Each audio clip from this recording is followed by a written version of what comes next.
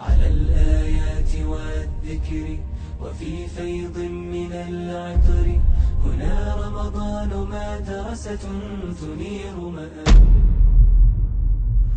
جزاك الله خيرا شيخ. halkan su'aalihi familka iyo maanta yeelalkan sa'ilkan wuxuu leeyahay sheekh waxaan ku weydiinayaa xaaskaaga hadii aad marka aad sariirta tagtaan oo aad damacdo oo ay ka sii jeesato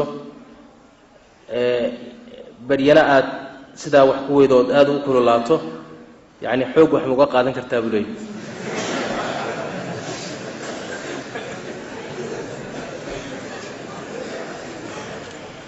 الحمد لله مرتا dhaqan kan iyo thaqaafadan galbeedku ay dhaqankoodii horumar iyo xadaarad inooga dhigeen ayaa waxaa inugu soo biiray nin la leeyahay xaaskiisuba kufsaday iyadoon raalli ahayn buu waxooga iyo riixriixdayo kufsi baa laga soo qaaday. xaaladdaasi waa xaalad thaqaafadan reer galbeedka iyo qawaaniintooda inoo soo deeshay ama tacliintii iyo horumarkii aan u daba fadhiisanay ay nagu soo biirisay wey. gabadha looma ogolo, uma bannaana iyadoon cudurdaar sharci aan lahayn, wax sharcan lagu garaabo iyadoon lahayn inay ninkeeda isu diiddo ma bannaana. nabigeennana sala allahu alay wasalam wuxuu yidhi gabdhuhu ha ogaadaane ninku xaaskiisa hadduu u baahdo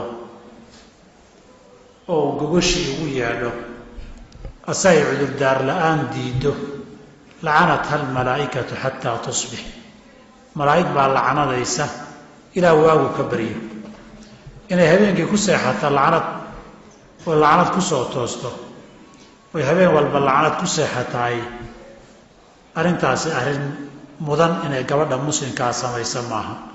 gabadha uma bannaana oo xaaraan weeye inay sidaa samayso haddayna cudurdaar lahayn.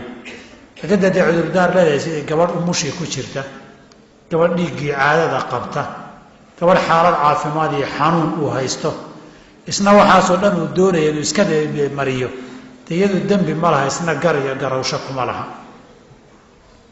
taasi waa gabdhaha waajibka laga doonayo.